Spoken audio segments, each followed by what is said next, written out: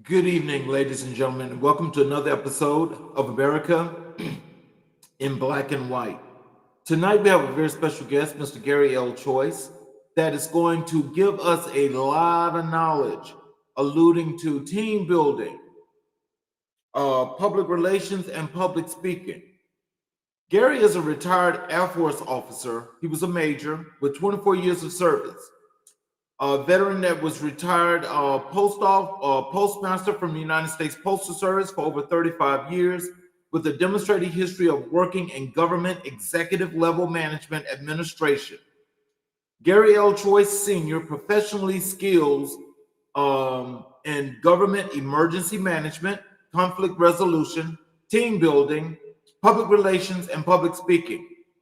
Mr. Choice is also strong in operational management and project management with a master's degree in divinity and business administration from Liberty University and Columbia State University. Bachelor's degree in industrial technology management from the University of Texas at Tyler, Texas. 3 different associate's degrees from Tyler Junior College, Dallas Baptist Theological Seminary, and Liberty University. Ladies and gentlemen, Mr. Gary L. Choice. Hello, sir. How are you? We're good. How you doing? I'm doing just excellent. Nice to have you here on the show. We're excited to be here. Yes, sir. So is there anything you'd like to add to your bio? You hit everything on the head, with the exception of one. I am a pastor. I am a pastor. Okay. So, and how long you been a pastor? I started preaching in 1990. I've been a pastor since 2003. So I have a vast background in pastoral ministry, but my emphasis is church administration. Okay. Well, see, that's a wonderful thing. Hey, look, at this time, especially with this being election year, we all need some prayer. Yes, we do. So, well, let's just jump right into this. What inspired you to focus on team building in your career? Team building has been one of the aspects of my background, going back to when I joined the military at a ripe old age of 19. I turned 19 in the military, and that was one of the things that the military strives to insist upon you to be a great team builder. If you're going to have any longevity in the military service, you have to be a team builder. Right. Oh, so what are some of the places that you've been stationed in your military career? My military career started off in the United States Navy. I joined the Navy and I served up on the USS Yosemite in Mayport, Florida. I did a med cruise out of that destroyer tender. And then I went to school. I went to 3 different Navy schools. And then I ended up on the USS Kitty Hawk, where the team builder just took off. And I spent the next 3.5 years on the USS Kitty Hawk, where I got out and I went to college. And that's how I ended up in the United States Air Force while I was in college. So I have 2 branches of service. I spent 7 years in the Navy, 17 years in the Air Force Reserves, where I retired. You mentioned the Kitty Hawk. One of my best friends, when we were actually supposed to go in the Navy at the same time on the buddy system, but I said no at that time, and I came in afterwards. But he originally was stationed on the Kitty Hawk, and when I learned of the Kitty Hawk, I'm like, oh my God, that's a floating city. That's a big carrier. Yes, it is. We had 4,700 people on board that floating city, and we also had 122 aircraft on that floating city. Yeah, that's a lot. So, yes, just in your career, when you say, how your team building actually took off. I mean, how did that work as to you learning to work more with other people? How did that take off? It's amazing. The military is basically my cornerstone from everything that I am and everything I will be, which it also includes the ministry. But you have to be able to work with people, and you have to be able to identify strength and weaknesses in people.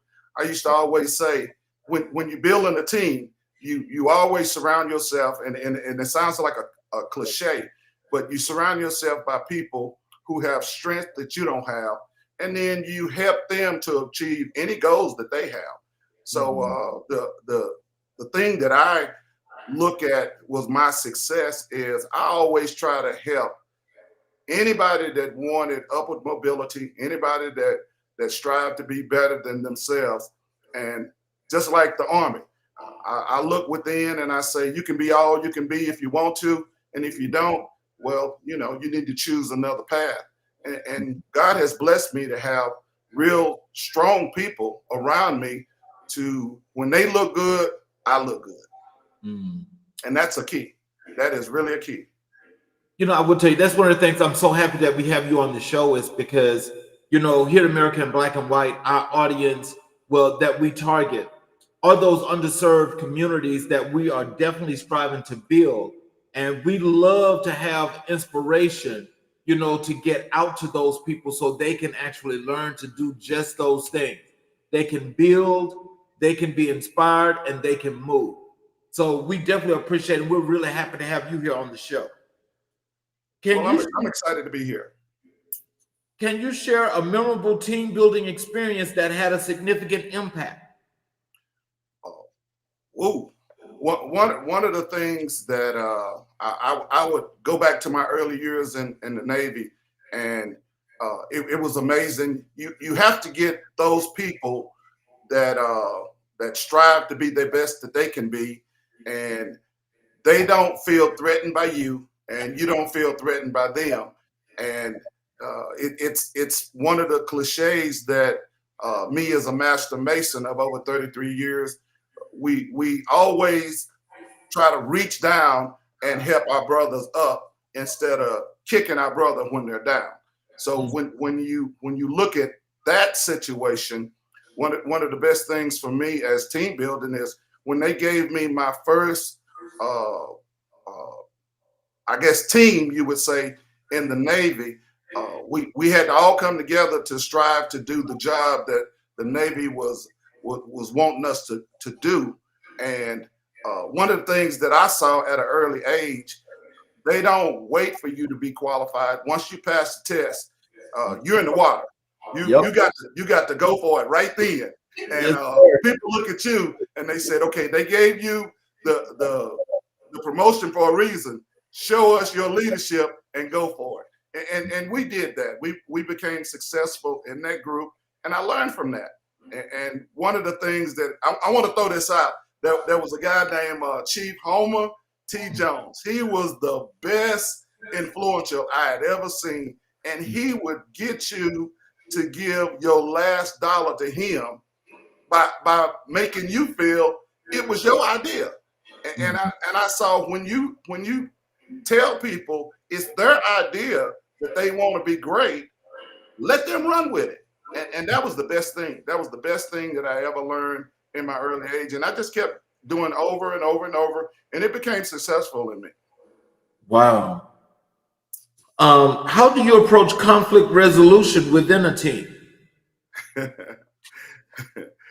I can tell you some stories about working for the United States Postal Service.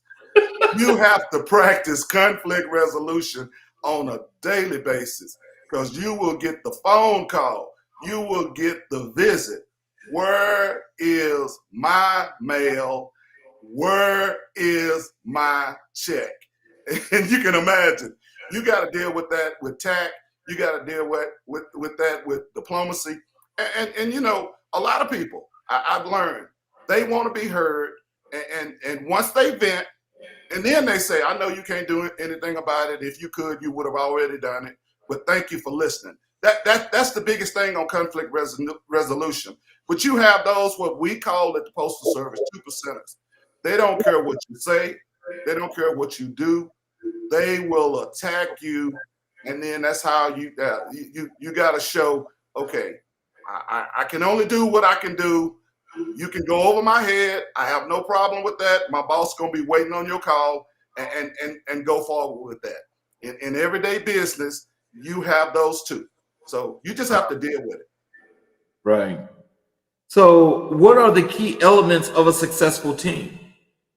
The key elements of a successful team, I think, is number one, know your strength, know your weaknesses, and then the team that's surrounded by you, either you pick the team or the team that was placed with you if you have a job, know their strength, know their weaknesses, and then work with them. Work with them on a daily basis, and let them understand that you not only care about them, you care about them outside of the job.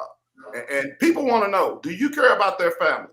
They want to know if they're having a hard day. You can identify them having a hard day, and you can say, okay, we all have bad days, and that's the truth. We all have bad days, and just let them know you have a bad day. The group is gonna pick up your slack. Now remember, they picked up your slack on Monday. On Tuesday, you gotta help to pick up somebody else's slack. If you having 2 bad days in a row, we're gonna have to look for some professional psychologists or psychiatrists to help you with that.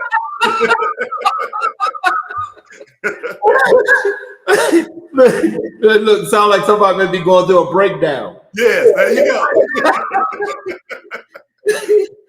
So, with this being said, because how do you work this kind of magic when it comes to dealing with individuals in your church or in your community? The church is one of those real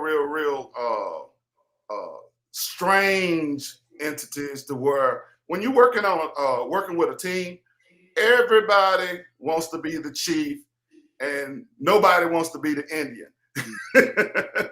Wow. So you gotta really look at it is, okay, if you want to be a chief, you got to do the job. If you just want the title of chief, then you got to let somebody that really wants to do the job do the job, and you got to do it as diplomatic as possible, because some people feel, well, I've been here for 20 years and I've been doing the same thing for 20 years, and then not hurting their feeling, but you can tell them you haven't been doing nothing for 20 years. Come on. I mean, let's be honest about it. Tell the truth, shame the devil, and let's go forward. But if you want the job, do it. We're gonna get behind you. But if you can't do the job, then we'll try to give you some help. And then if you don't want that help, then bow out gracefully. But it's strange, but it can be done in the church. So what about in your community, with the people that you deal with in the community? Is that a little bit easier for you?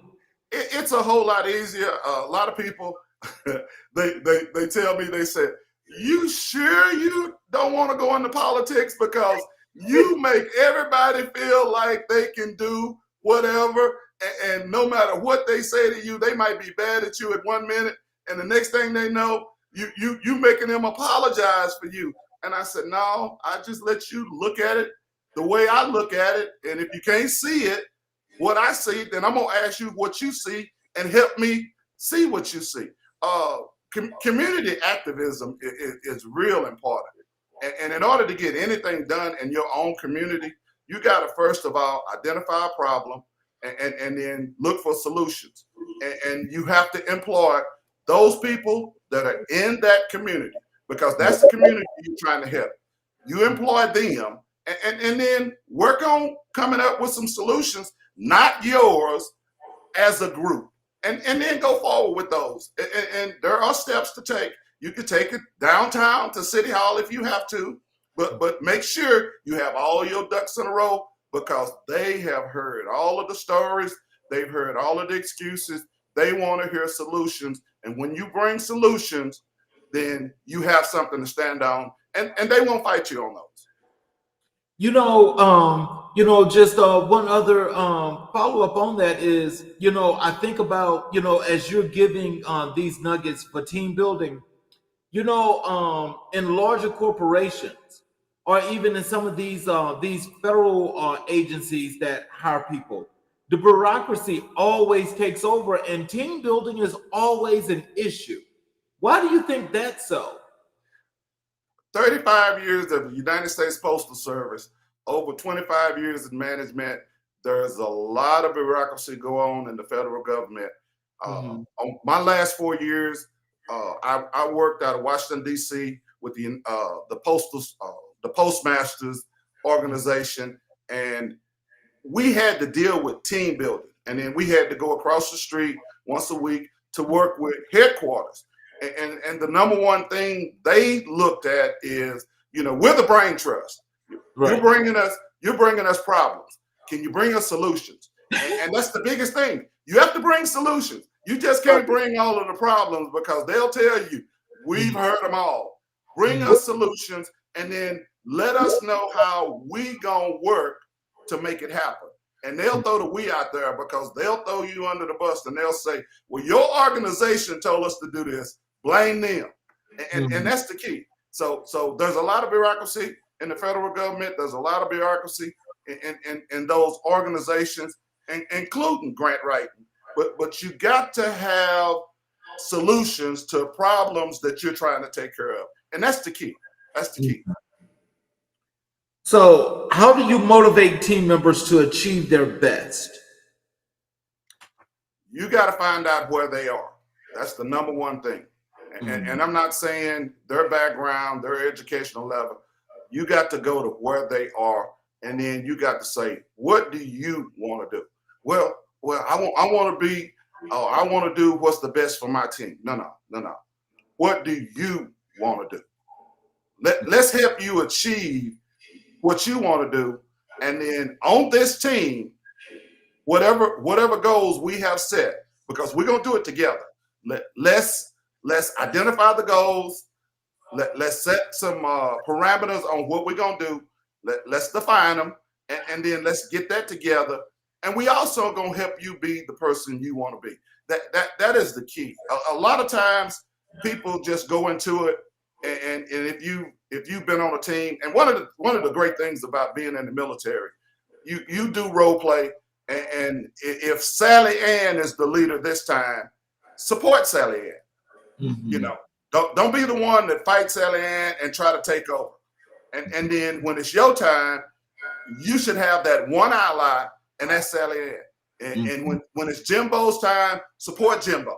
I mean, you have to learn to be an Indian first, and you have to learn to be a great Indian. And if you become a great Indian and then learn from the mistakes of Sally, the mistakes of Jimbo, and then say, okay, this is what we didn't do good. Let's make sure that we don't make that mistake again. And let's go forward. Always, even if it's slow, always want to move forward. I think Mhm. that's the key. Wow. So I think that's some really good stuff there, because I think through everyday life, not only if you're talking about organizations, but you're talking about people in general. Yes. It's like these are some things that you can use to actually to get to understand and get to know people, as well as how you want to build when you're trying to build an organization. But I think some people, I want to know, like, let's just say, like, when you got that person that's got that difficulty of listening and comprehending, maybe understanding. Like, how do you deal with that individual?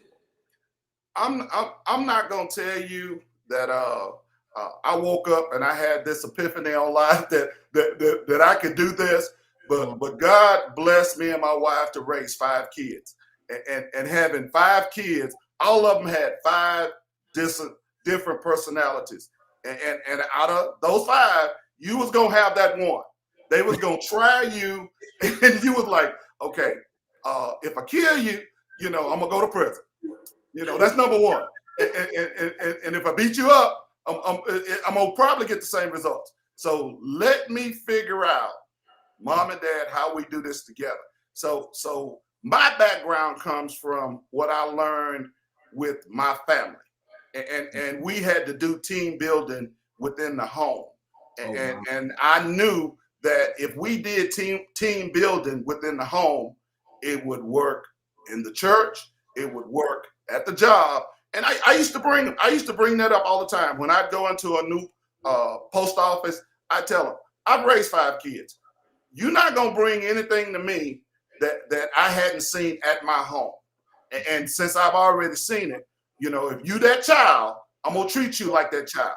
But if you're an adult, I'm gonna treat you like the adult. So when you have that strong-willed child, when you have that strong-willed adult, you go to right where they are, you go right up to them and tell them, look, we're gonna either go forward or one of us not gonna make it. I gotta take care of my family, so I'm gonna be here tomorrow. Mm-hmm. If you want to be here tomorrow, be part of this team. Let's do the job you're getting paid for, and let's go forward. And it was amazing. People would always say, why do you go into these places where nobody was successful? And they would work. I tell them, number one, I knew my job. Number two, I knew the job everybody was doing because I've done all of the jobs that I'm the manager over. And then I tell them, I know the job you're supposed to do. You've been doing it 15, 20 years. If you're doing it wrong, I'm going to tell you, you've been doing it wrong because the manual says you've been doing it wrong. Let's do it right, and we're going to do it safely and ethically. And that's the key. You just got to, my daddy told me this, and Charles, I got to give him the credit. He told me when I joined the military, I left a full scholarship to play football, and I joined the military, and he said, son, if you want to do this, he said, I'm telling you, if you're gonna play the game, learn the rules and play to win. And I had to do that. I had to do that, and it was successful. But if you don't know the rules, you're gonna try to make them up as you go. You can't play nobody else's game, and you don't know the rules to the game. Exactly. You got to know the rules. Mm-hmm. You're exactly right. So what drew you to the field of public relations? Public relations is the key to business. Public relations is the key to entrepreneurship. Public relations is the key to the church. Public relations is the key to community activism. You got to get out there and be that positive role. When I started that nonprofit, the number one thing it was drilled upon me is people don't know you. Why would they buy into your program? And if you don't believe in your own program, it won't work. So you have to, and I put the preacher hat on and off as I need to. The scripture says, write the vision and make it plain. And you have to really, you write it down, you look at it. If it don't make sense to you, it's not gonna make sense to anybody else. So write it down again, and then bounce it off. And it's the hardest thing to do, Charles. You bounce. If you bounce it off to family, they're gonna say you can't do it. You bounce it off to friends, they're gonna say you're crazy. So negative people, you gotta kind of weed them out and start looking for people of like mind and bounce it off of them. They'll tell you the truth. Now, family and friends will tell you the truth too. It might hurt, but they'll tell you the truth too. So you got to take it with a grain of salt and go forward. But public relations, you have to be able to sell your program. You have to be able to write it, make it plain, and then help others to see your vision. You know, I'm gonna put that preacher hat on again. It said, where there is no vision, the people perish. You got to do it. You got to let others see what your vision is. Again, they might say you're crazy, but if you have that higher power that's telling you you can do it, you can do it. Mm-hmm. Oh, wow. How do you manage a public relations crisis? Oh, that's one of those. I call that you have to use use that hat of what the Navy taught everybody on the ship to be a firefighter. It's not it's not when the ship is catch on fire. It's knowing how to fight the fire. So when that happens, you go into those emergency management modes of opportunities to where, okay, what did we do wrong? That's the number one thing. And then how can we fix it? So when you have those emergency situations, and they're gonna come up, if you're just if it's just smooth sailing all the time, how do you know the ship will take water when water comes over? How do you know how to deal with a crisis and you've never had a crisis? So you usually get those little at a time, but handle them as they come. You don't want to wait and say, I'm gonna put that off. No, you need to deal with it immediately. And usually those small things, all they need is to be addressed. And if it's in the community, if somebody is hollering and screaming about a little problem, let me give you a prime example. We were building one of our veteran homes, and I had a guy that he was in the community, and I said, I need you, I'm gonna pay you to make sure you pick up the trash every day. Well, we had a dumpster, and he threw it over the neighbor's fence. Oh my God. Yeah, the neighbor called because we, on our sign, we got our home number and everything. The neighbor called at 10:30 at night, and we told her, oh, we are so sorry. First thing in the morning, 7 o'clock a.m., me and my wife, we both were out there before the workers got there, and we were picking the trash up. Take care of it. And that right there showed we are people of our word. People want to know, what are you going to do? And then do what you say you're going to do. The number one thing that a guy told me when I applied for my first loan, he said, Charles, people want to know what you're going to do, and are you going to do what you say you're going to do? That's the only way you can be successful. You have to be a person of your word. I like that. Yeah. What are the most important skills for a successful PR professional? Communication. And the first thing you learn, and school is not everybody's forte, but if you're gonna be in business, you have to be able to communicate to a customer, and everybody has customers. Even if you're in corporate America, you have customers. So you have to be able to communicate effectively, both orally and writtenly, what you expect and what is expected of you. And that's the number one thing. If it's your customer, ask them what they want, and then make sure you tell them, okay, this is what I heard you tell me to do. And if they say yes, then okay, let's go forward.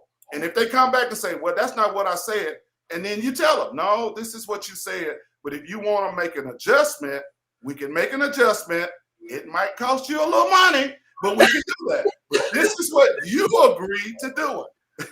Communicate effectively, and then write it. Write it down. Write it down. It's the key. Can you share an example of a successful PR campaign you led? The most current one that I've led is our nonprofit group. We're trying to help homeless veterans, and we got invited when they found out we were doing this for the homeless veterans to work with the city of Tyler, and word of mouth can either make you or break you. And people start hearing you're trying to help, and then they started saying, well, we don't see what you're doing. Can you help us? And then they'll start saying, okay, we know you can't do XYZ without money. So how can we help you achieve the goal? Because there is a huge homeless veteran population and homeless population period. So when we work with the city, it's called Under the Bridge Ministry. Once a month they go in and they all show up. We bathe them, we feed them, we give them medical assistance, we give them dental assistance, and then since this is a ministry, we give them a word or two. But we're not trying to convert nobody. We're just trying to give them what the military tells us. You have to look at a higher power, and no matter how you want to look at it, you have to come from within and have that higher power. And it has been successful. We just happy to be part of that. And we're not leading. We're the Indian. We're part of the movement on helping one person at a time. And you know, if you do one, you can do two. If you do two, you can do four. You just have to take it one at a time. And that's the best way to have a successful PR campaign, one at a time. And celebrate one, celebrate two. But you got to celebrate, even if it's just one. If it took you 6 months to get one, celebrate your achievements. Mhm. You know something? I love that for a lot of reasons. And you know, as as I hear you speak this, it's like what you said the name of the organization was again. Which one? The Under the Bridge, Under Okay. the Bridge Ministry. That's citywide. That's citywide. That's citywide. That's the whole city. Okay. And so, like, what is the mission of that organization? The mission of the organization is to show that, number one, the city cares, and number two, all different organizations, all different backgrounds, all different denominations, they all come together for the achievement of helping somebody that's less fortunate and showing them. And it's amazing. You might not have nothing but a hug, but you can put your arms around somebody and say, you know what? I care. And then you can literally tell them, I'm probably, and I said it for so many years raising those 5 kids, I probably was one paycheck away from poverty my own self, you know, but God's been faithful and just, and he didn't let me go there. But a lot of people, when they tell you their story, it's just that simple. They had hard times, and they don't really look for a handout. They're looking for a hand up. They're looking for somebody to, number one, identify, and then number two, can you help me get beyond where I am? And that's the biggest thing.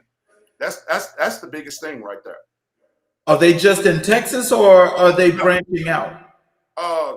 There's different organizations that have these groups. One of the neighboring cities, they have the same kind of group, and I partner with them too because it's part of East Texas. East Texas is, you know, Texas is a large state, and it's broken down to east, north, south, west, and central. And you can leave one side of Texas and 10 and a half, 11 hours, you still in Texas. Exactly. So, it takes a whole day to get through that whole state. Yeah. They have them throughout the state of Texas. So, and their support. You just gotta know where to go and look for it. And I will say, I'll give a little shout out to AI. They will show you where they are, and they'll point you the way, and they'll help you get whatever you're trying to get. You just have to make sure your voice is in there, because it'll sound like a computer. Okay. How do you stay updated with the latest trends in public relations? Those 5 kids I told you I raised, Uh-huh. 5 different degrees, I make them tell me what's going on. And That's part of that debt. yeah, that's part of that debt. That's part of that debt. You know, it's amazing, Charles. It's so amazing when you know that networking and putting a team together. I have 5 kids.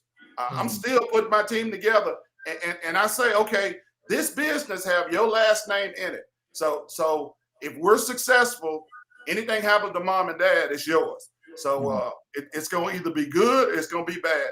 But I need to know what's going on.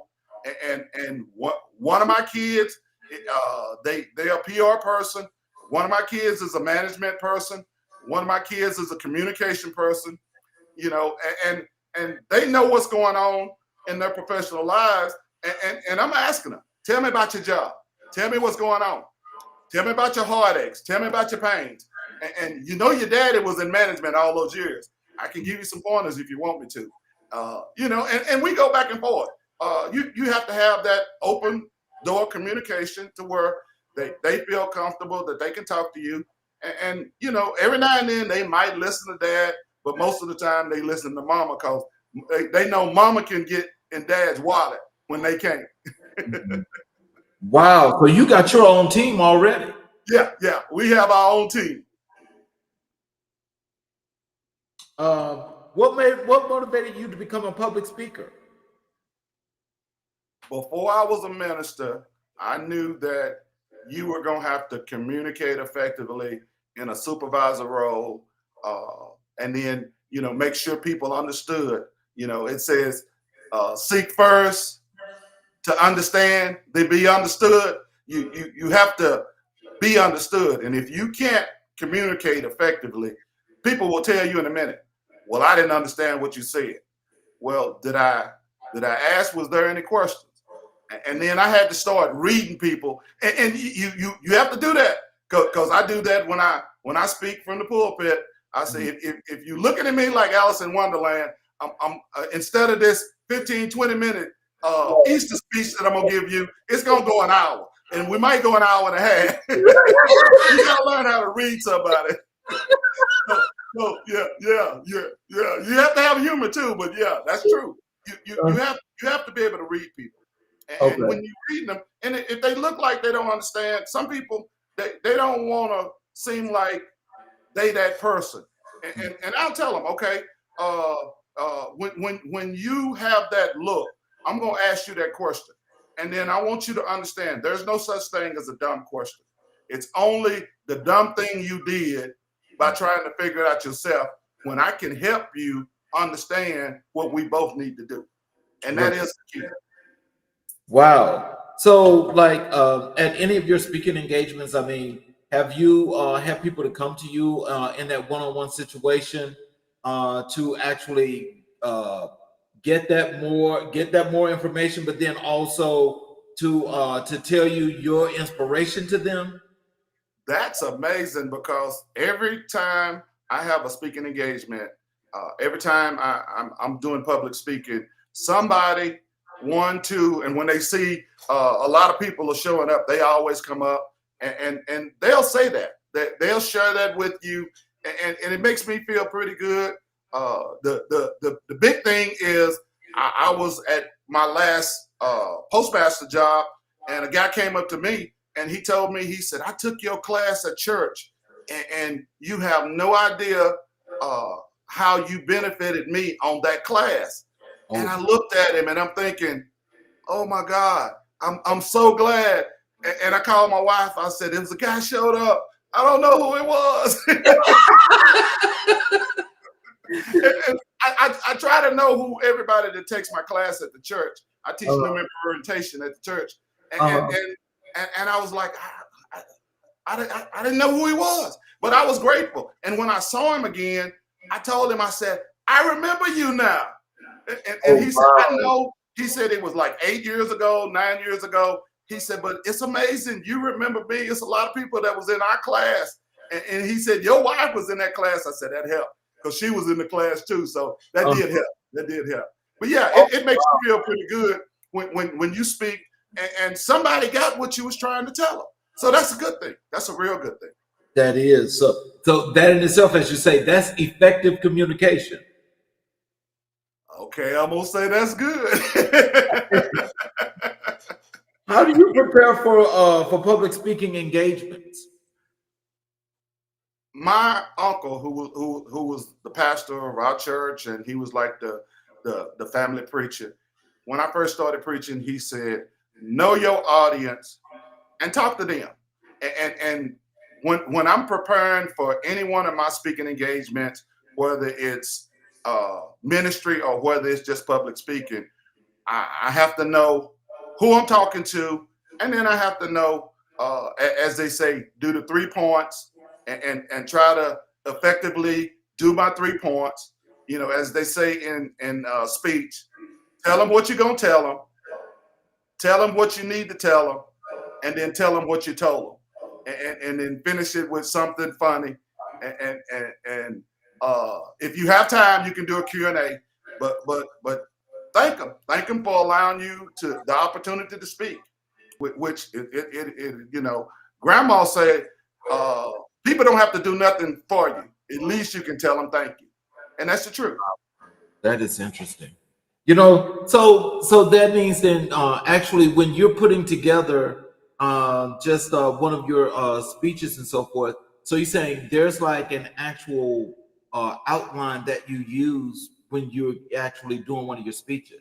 I do the same one whether I'm preaching, whether I'm teaching, whether I'm public speaking. I try to keep it at 3 points, you know, and I try to tailor it to be effective on wherever my audience is, to give them the 3 points, and then I close with something that they'll take away, and that's what I tell them. I want you to take away this. If you don't take nothing else away, I want you to take away this. And a lot of times that's usually what they run up and say, I got it. Thank you. That's the best part of it. Right. Yeah. Oh wow. So that's interesting because that's an area where I'm moving to next, and so I thank you for that, because now that's something that I just learned. How to actually put that together. Because sometimes I always wondered if there was an actual method to that, or if that's just something that people just do off the cuff. No, it's the tried and tested. And if you have to go beyond 3 points, then you gonna expand how long you gonna be talking.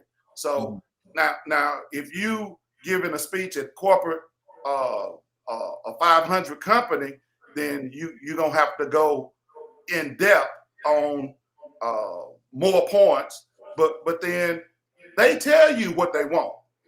So you take whatever they tell you they want you to speak about, and speak on what they want you to talk about. And always remember, they invite you, and that was the number one thing. You are the best speaker when you get up. And they invited you for a reason. They want to hear you. They want to hear your story. And basically, you have a story. Tell them your story. Right. And what made you be successful. And that's the number one thing. They've read your bio. They've heard about who you are.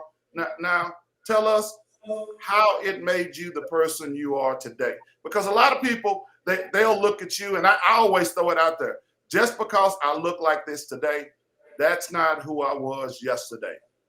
I've been through some things. I've had some heartaches. I've had some pains.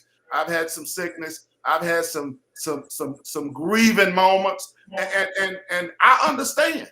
I'm not gonna tell you that the way you're grieving is the right way or the wrong way to grieve, because nobody knows the relationship you have with that.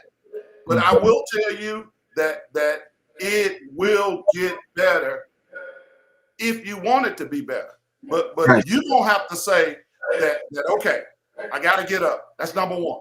Right. Yes, sir. I got to take one step at a time. I might fall, but I got to get up again. Donnie McClurkin say, we fall down, but we get up again.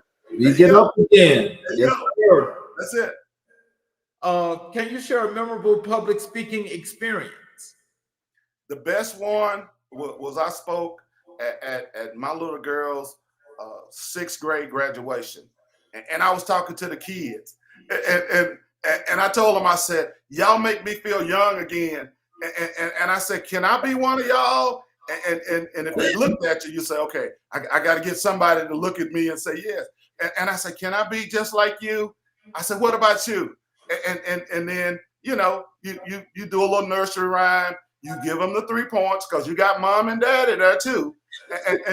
And then you got to bring them all together and say, we can do this. Yes, we can. We've already graduated. Let's go forward. I want to hear you say, we can do this. Yes, we can. We're going to say it 3 times. All right. 1, 2, 3. And they like, wow. And the parents, not the kids, the parents said, I got so much out of that speech. Well, that was the. I wasn't trying to make you feel like a sixth grader. I wanted to get with them so that I could be with them, and they got it. Yeah. So Wow. that's the key. So, how do you handle nervousness before speaking in front of an audience? I'm not gonna lie to you and tell you I do not get nervous before any speaking engagement. The key is nerves, as Steve Harvey says, makes you be on your toes. So you take your deep breath, you go out there and you draw from that high power, and then you know your stuff. That's the key. If you don't know what you're talking about, they gonna let you know you didn't have a clue about what you was talking about. Oh, yeah, that's gotta be horrible. Yeah, and they will let you know. Mm. They will let you know. But if you know what you're gonna talk about, believe in what you're talking about, and then sell what you're trying to sell in them, which basically is your speech, and then thank them, and that is the key. But the biggest thing is know what you're talking about, and once you have it on the inside, and then let it come out. The number one thing that Michael Jackson, Man in the Mirror, stand up there and give that speech, give that speech, give that speech.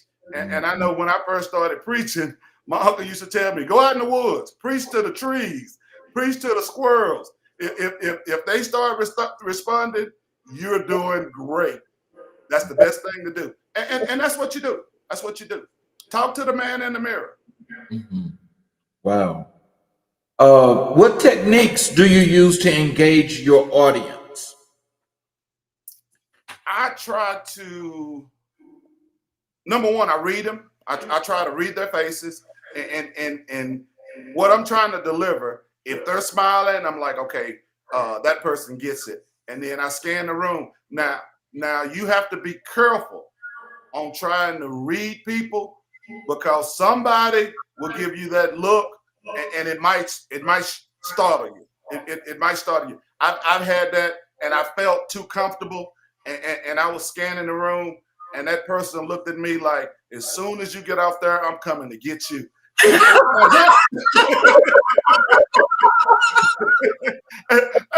Charles, have you ever heard a preacher say, "Oh my Lord, God"? He called me. Oh wow, that's interesting. So, but you know something. See, I really do like that, because it's kind of like these are definitely some really good things, I guess, to take in, because it's like just when speaking in general, just like even like we're having this dialogue, right? I always like to make sure that everybody's comfortable.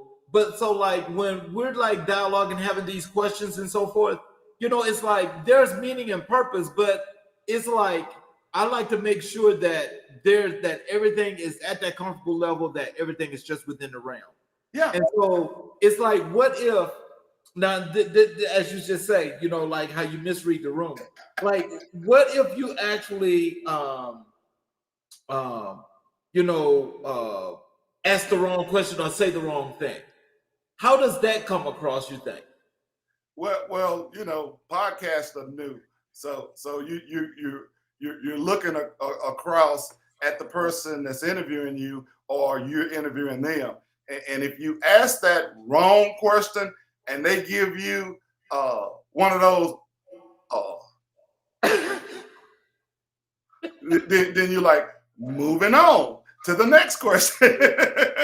Right. Which basically you have those backups. So that would be the best thing I would suggest. But I know it does happen.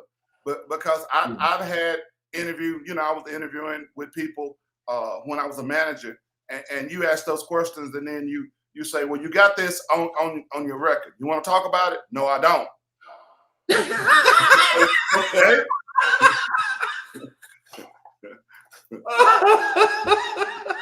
You don't want to help yourself? No, I don't. Oh, okay. All right. Do I really need to finish this interview because it's over? Okay. But yeah, you read them, and the more you make them comfortable, the better it is. Okay. And that's one of the keys. That's one of the keys. What strategies do you use to foster collaboration and trust within a team? I try to make sure that they feel comfortable. Number one, working with me, and then we go around the room and we share, and I spend as much time as I need to work on them being comfortable, and then I want them to understand that there's no dumb statements.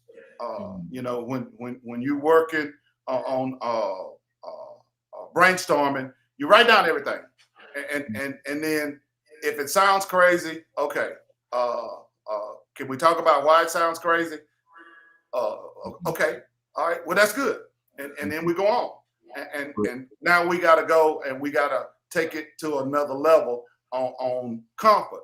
But everybody needs to understand. Let's put out the most craziest thing in your mind and let's write it down. And then once you get the most craziest thing out of your mind, now let's go with what we're here for and let's get the job done. And that's the best way I've looked at it. You can achieve it, but everybody have to be comfortable and bring everybody in. If it's a group of 3, if it's a group of 5, or if it's a group of 10. If one of them hadn't said nothing, I want to know what you got to say. And I agree. No.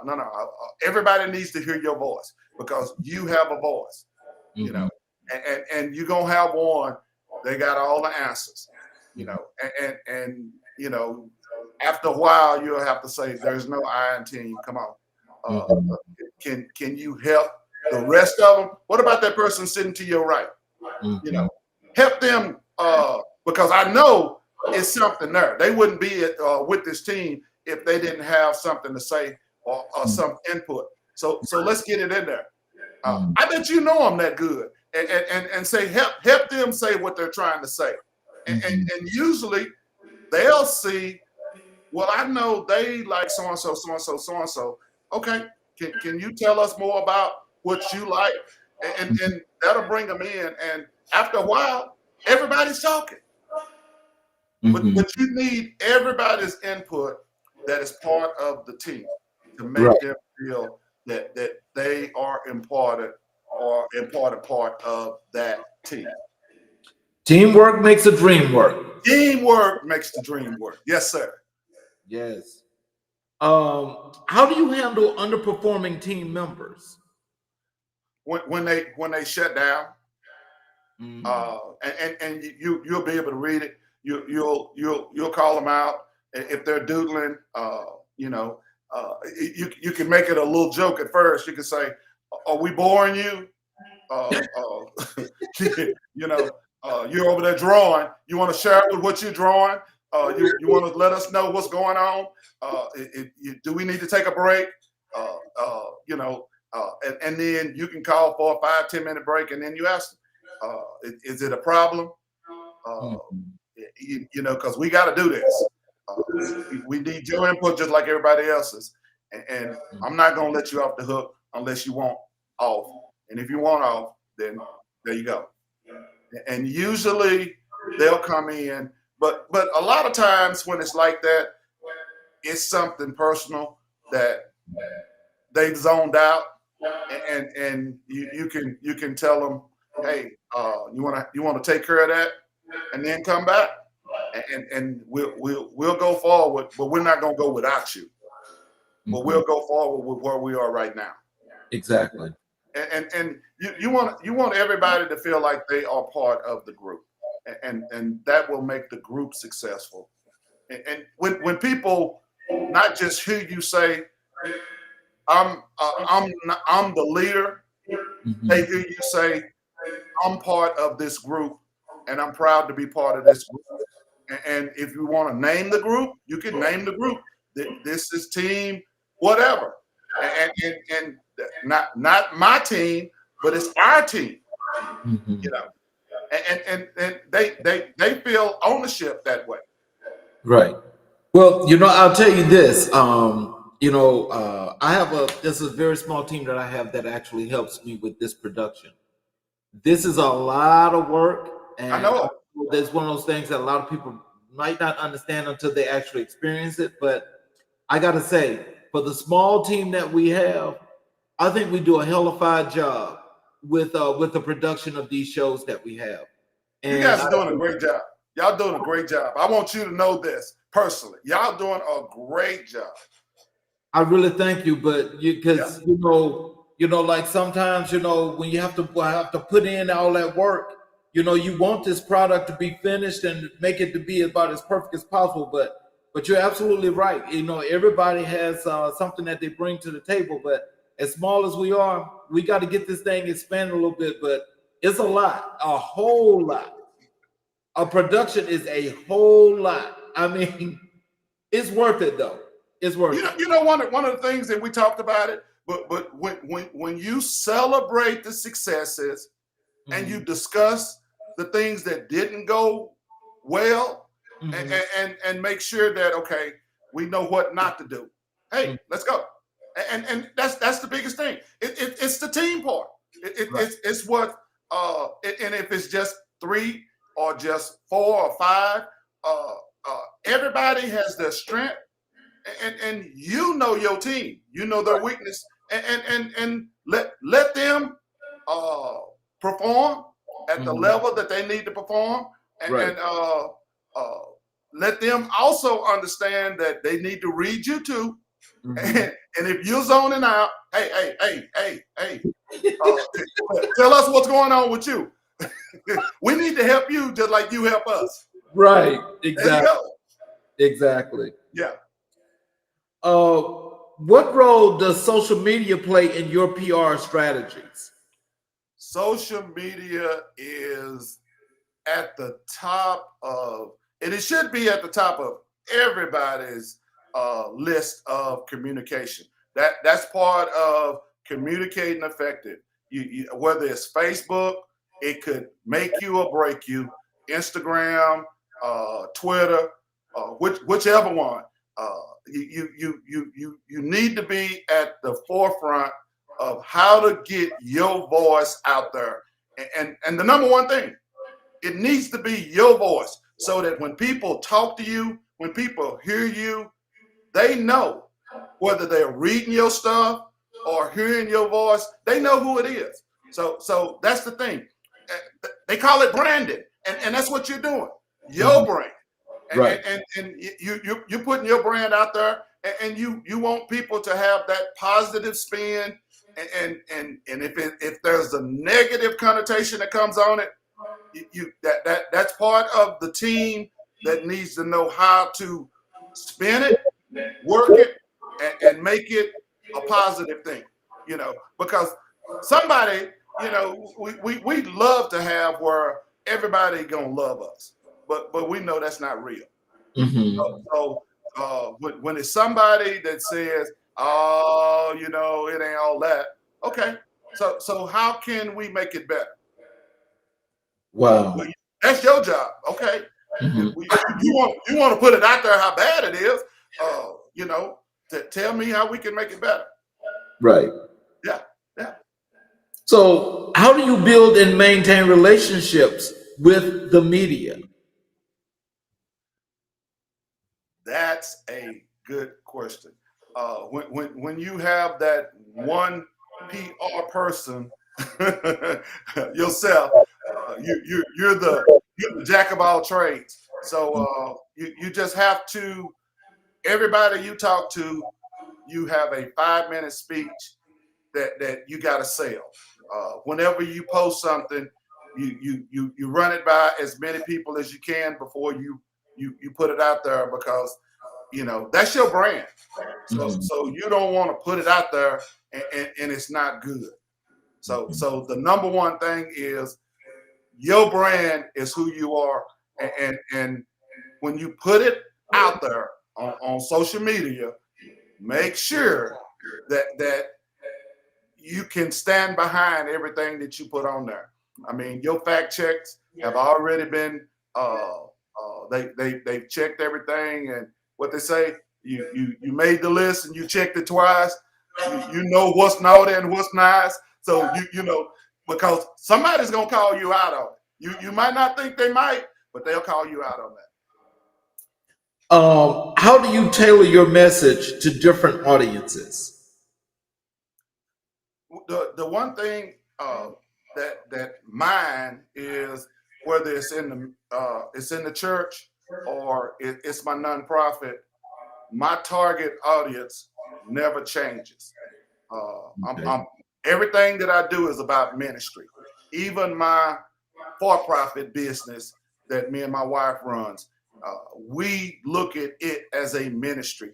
And the number one thing we're trying to do is help somebody. I used to tell one of my bosses, he said, "Choice, you look like you're trying to help everybody. What can I do to help you?" And I would tell him, if I help enough people along the way, eventually I'll get everything that I've ever wanted. And I used to say it so much, I was like, do I really believe that? And it started falling into place. And it's so true. When you help somebody and they let you know you helped them and you were beneficial, that's help enough. But when you need the help, somebody's gonna show up, whether you ask or not. Somebody will show up and you're like, okay, that's kind of weird. But then you think, I've helped enough people.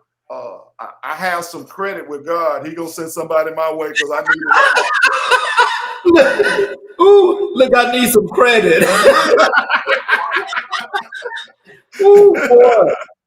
Look, let me raise that hand because I'm telling you, I've been there. Yeah, I've been there. I know. What are the key components of an effective speech?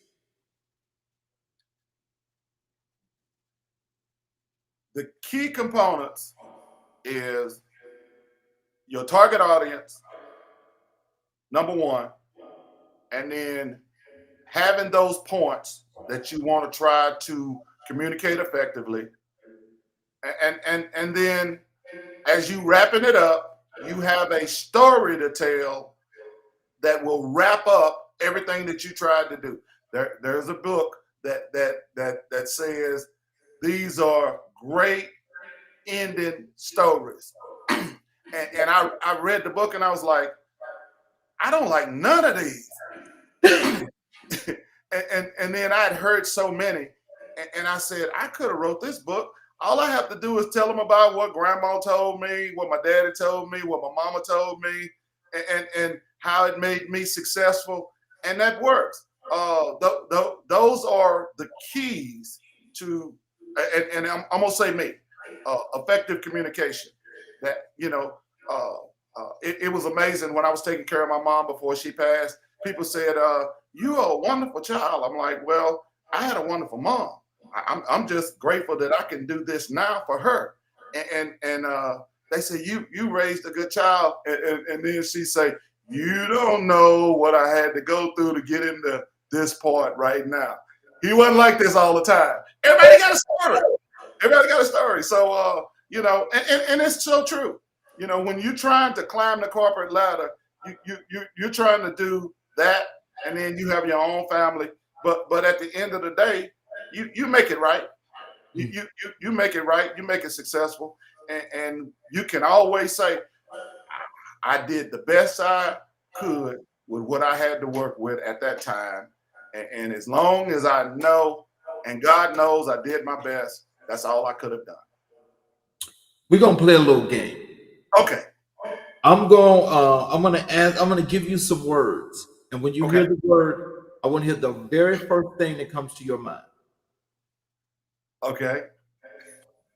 Ready? Okay. People.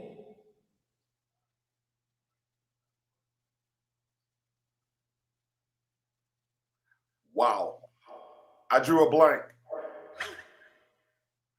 We'll come back around. Let's come back to that one because I wouldn't have never thought you would have made that one my first word because, and I can't say one. You know, in the back of your mind, people will let you down, but then people will surprise you too. So, Well, next word. go ahead. Motivation. Motivation. Team building. Positive. Negative. Communicate. Effective. Building. Construction. Create. Build. Money. More. Social. Politics. Speaking. Effective. Ownership. Take. People.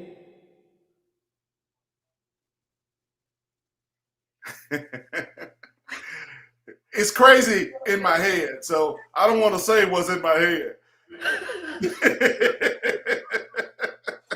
So, I really don't. I'm gonna be honest with you, because when you say people, and I'm gonna say surprise. Let me say that surprise. okay. They will. So with those words, I mean, like when you heard those words, how do you feel about those words and you and the things that you do? It's amazing. When I think about me as a person, I try to be the best person that I can be. I try to be that person that and I give this speech every day, all day long. If you see me at the department store, if you see me at Walmart, if you see me at Popeye's Chicken or Church's Chicken, if you see me at church, that same person that you see wherever you see, that's the person that you're gonna see every time. I always told my children, I don't want anybody running up to you and they say something about your father that you're like, that's not the one that's at my house. When they say your dad is off the chart, he's that way at home. Your dad is unique, he's that way at home. Your dad is fun, he's that way at home. He likes to joke, he likes to do this. So I wanted them to have that growing up, and that's that thing. When you said money, you know, as I said, more. Yeah. And I asked this question to somebody: how much is enough? Yeah. I'm looking at you. I'm looking at you shake your head. You know, you got one thing, one school of thought: more money, more problems. But you got another school of thought: if you using it effectively to help somebody else, the more you have, the more you can help. And that's my thing. That's what I want to do. You know, I want to help as many people as I can. And that's the bottom line. So which one of those words stood out most to you? Build. And create. And that's what my kids tell me. They said, Daddy, you're supposed to be retired. And I said, yeah. And that one child, he said, y'all don't get it. I get Daddy. He wants to create a legacy. That's what he's doing. He's building a legacy. And they look at that one like they always do. And I'm like, wow, I didn't think nobody was paying attention, or I didn't think that would come from you. But I guess that makes a whole lot of sense. And that's true. That's true. So can you describe a time when you had to rebuild a team from scratch? That's the best team of all. You get to handpick your team. When you come into a team that was put together by somebody else, you have to accept their shortcomings. You have to accept them not wanting to be there. You have to accept if they're mad, you're the team leader. So you got to get through that and try to work with that. When you build your own team, you handpicked it. Yep. And that team is going to be what you make it, whether it's good or whether it's bad. But you picked it, you got to deal with it. So you're gonna make it great. That's one of the things when I said take ownership. Mhm. You take ownership and you make it. You make it great. You're gonna do everything you can to make it great. Yeah, I know that's right. So, what role does communication play in an effective team building? Uh, your communication, as I say in my management role or team building role, seek first to understand, then be understood. When you understand your team members and you know where they're coming from and you know their background and then you effectively say, this is our goal. Now, how can we make this happen? I need everybody, all hands on deck. And I don't need anybody zoning out unless we need to take a break and then say we need to take a break, but we're going to come back in it and we're going to get it to where it's a workable process. And then we're going to go away and then come back and then we're going to go deeper and then we're going to take a break and then we're going to go away and come back. That is the best way. You just can't hammer it over and over and over because you'll get brain tired. So you have to step away from it as a good cook would say, let it marinate a little bit, and then come back. That seasoning is going to work in there. And that's a good thing. That's a good thing. What are the biggest challenges you face in public relations? Trying to get beyond negative connotations. That's the biggest thing. Or trying to get beyond misunderstanding. You know what you were trying to achieve, and somebody took it wrong, and that way, when it's like that, you're like, oh my God, it is so horrible for me to get you to understand I didn't mean that, and then they'll throw it at you. And I know you've heard this one. Well, that's what you said. Yep. Well, I didn't mean like that, but that's what you said. Well, can we start over? I don't know. Okay. Well, I didn't mean it. I apologize, and from the bottom of my heart, I'm sorry. Can we start over? And you have to let that, as we said earlier, you gotta let that marinate for a while.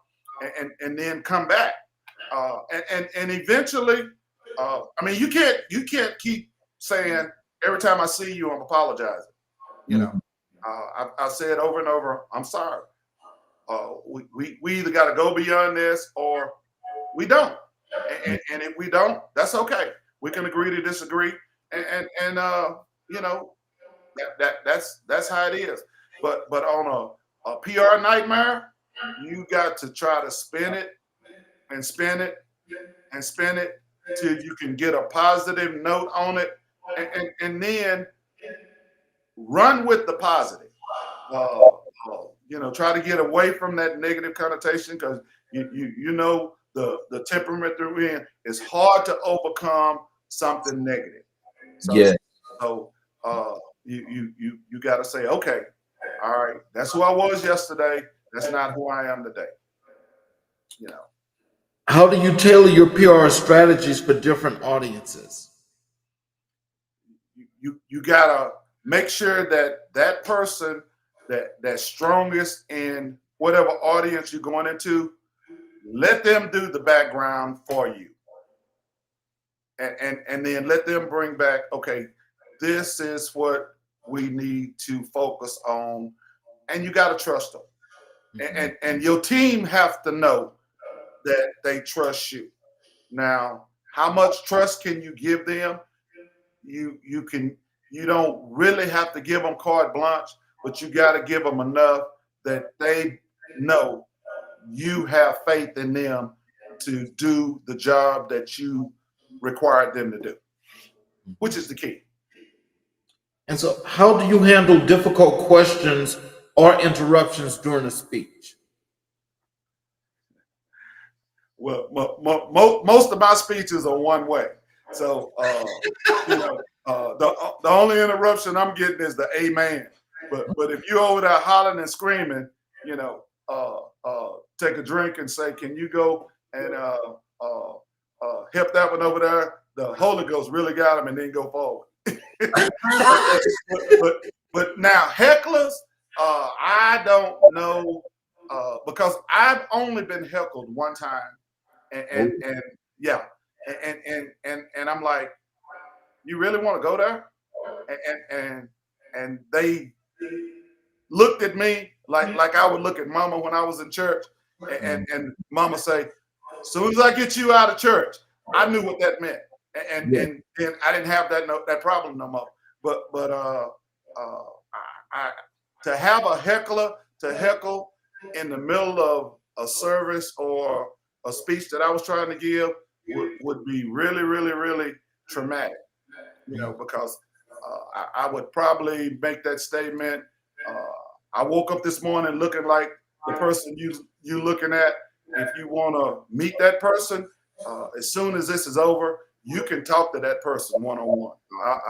I'm gonna give you permission on that, you know, and just let me finish this, and then me and you can have our one-on-one. Because obviously, you want some attention, and I'm gonna give you the attention you're looking for. I like that. And I've had to do that. I've had to do that. I really have. I really have. Yeah, at one of my post offices, I had a gentleman, and he wanted that attention. And I told him, I said, you gonna get the attention. You might not like it, but you're gonna get the attention you're looking for. You know, just give me a few minutes, and you're gonna get that attention. Can you share a time when the speech didn't go as planned and how you handled it? Yes. I really wasn't as prepared as I thought I was. And it seemed like I could hear crickets in my head when I got toward the end of that speech, and they were all looking at me. And I said, I even had that look of disbelief, and I said, thank you. And it was like one or two claps, and then you heard the dry claps, and I was like, wow, I guess I won't ever make that mistake again. I thought I got this, and I really didn't. I was not as prepared as I should have been, and I made sure from then on I was going to always be overly prepared, never underprepared. How do you measure the success of your team building efforts? If our goal was achieved, then I want to celebrate. If we went above and beyond our own expectation, we're gonna have to find some champagne and really, really, really, throw a party, because those are times. And again, small celebrations. You can have a tuna fish sandwich on a good one, and then you go, you get larger. But celebrate all successes, and then you assess the things that didn't go the way you planned. You know, even with a speech, you every speech that you give, and after 33 years, 34 years, every one that I give, I go over and I say, I could have done this better, and this is what I should have done. And I sing the song, and my kids, they hear it all the time. The woulda, coulda, shoulda song, and you know you can do better, and if you know you can do better, you ought to do better, and that's the key. So, can you discuss the importance of ethics in public relations? Right place, right time. You have to be ethical. You really do. And in a professional setting, you want to be professional. And again, right place, right time. And if it calls for you to change the temperature, then you have to change the temperature. And if you have to say, okay, that's enough, you know, and a lot of times you can walk away, Mhm. you know, but as they say, I'm walking away.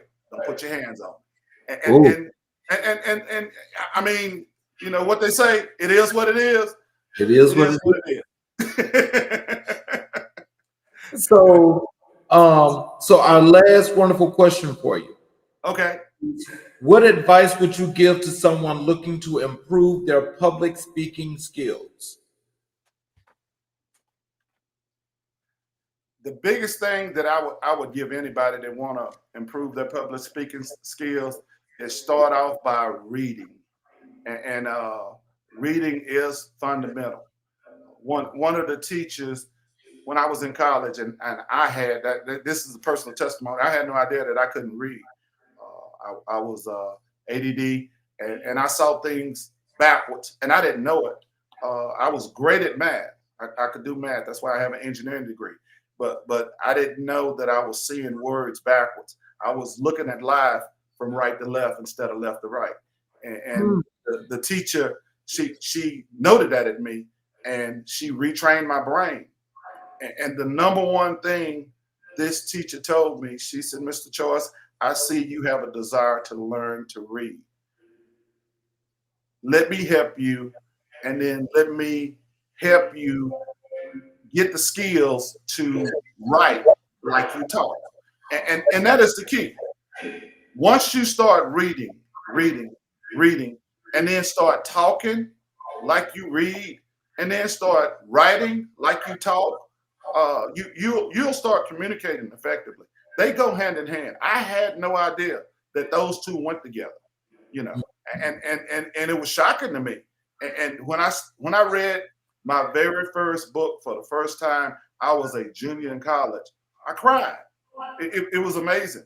I've never been able to do that. I mean, you know, you can read magazines, you can read a technical manual, but you're not reading it from cover to cover. And the first thing the teacher said was, "Who in here get a headache with study?" And I looked around, and I'm thinking somebody else gonna raise their hand. I hope it's not. I'm the only one in here. And the teacher, she said, "I'm gonna help you." She said, I've been looking at your test scores. It's a whole lot of y'all in here, but I'm gonna help all of y'all, and we're gonna achieve this in this class." And it was true. It was true.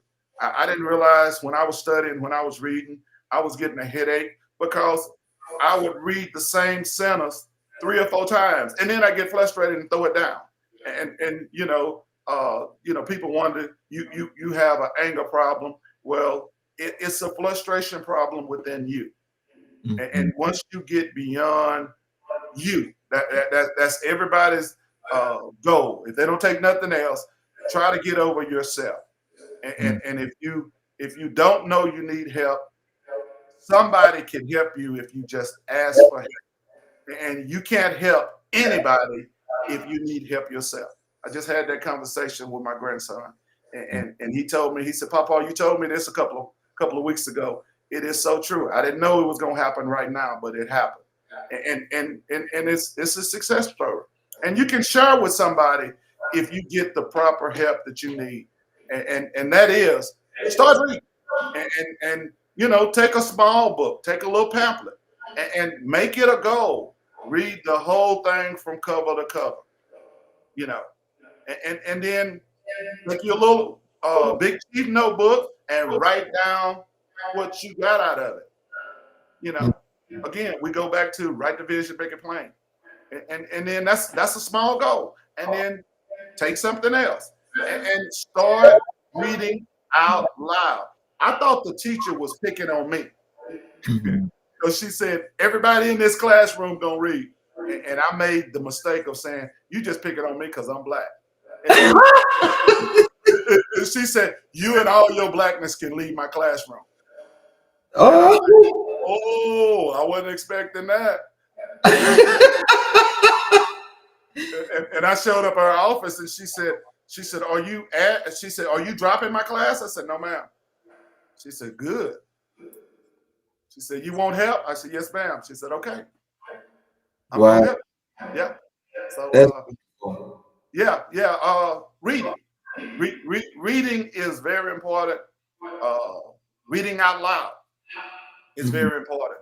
And then with your speech, uh, write the whole speech out, Mhm. word for word. Read it, and then go with an outline, and cut it down, and then go back through it. Go with another outline to where you've read it, you've outlined it. Now put it to memory, and that's the best way to do it. That's the best way that I've learned to do a effective speech that it becomes successful because it'll come out with people. They'll say, you said all of that off of your mind. No, I had some points, and I just used key words to bring out key triggers in my mind, and that's the key. So, in closing, is there some things you'd like to leave with the audience, including how they can contact you, how they can better serve and help you with some of the organizations that you work with? Yes, I'm the founder of Choice Enterprises and Associate LLC. We founded it in 1986. Me and my wife got married in 1990, and we formed Choice Management Services Group to work on our rental property and the properties that we own. We have websites for Choice Management Services Group, which is www.cmsgtyler.com. That's www.cmsgtyler.com. You can see our whole operation on our for-profit business. You can also see that I didn't make it up. I have 5 kids. All 5 of my kids are part of our business. We have a family business, but it's not a mom and pop. It is a real business that we do real work. Our nonprofit is Victory Through Faith Ministry. That's Victory Through Faith Ministry. What we do is with to help homeless veterans. Our website is www.btfm.org. That's www.btfm.org. It's the letters of Victory Through Faith Ministry, and what our program is, we're helping homeless veterans, and we're taking them one veteran at a time. We celebrate our successes, and anybody that's looking at a nonprofit, you do need to understand that there can be some failures that you will have to grow from. So there's reward, and there is some failure that you have to grow from also. But our program is online. We tell people that the for-profit business is successful. Our nonprofit is growing. And if you want to get in touch with us, you can go through our websites, send us an instant messenger at Gary Choice Senior, and I'll get back with you as soon as possible. And we want to thank you, Mr. King, for allowing us to come and share with your audience what we have figured. God has blessed us tremendously. Mhm. Well, I want to tell you, I want to thank you because, there's a lot of things that I actually learned, and I appreciate you for spending time with us because those things that you actually mentioned are very, very important. And I think for those that we have in our target audience, have learned a lot from you as well. And I definitely appreciate you for spending some time with us. I would also love to, I hope that you would come back again on the show because this has been really, really prosperous. And I really want to thank you for taking the time to come out. I told you we're brothers from another mother. So whenever you want me to come back, just let me know. It's on the calendar. Yes, sir. And I want to thank each and every last one of you for watching, especially those that are watching on the YouTube channel. If you are watching on the YouTube channel, please subscribe to the channel, hit the notifications button. Every time we do a show, if you're not able to catch the show when it goes live, you're able to go back and watch it, and you'll do that with no problems. I want to thank you, Mr. Choice, again, and the audience for spending some time with us. This has been prosperous. This has been wonderful. Thank you all. Have a great evening, and we will see you all tomorrow night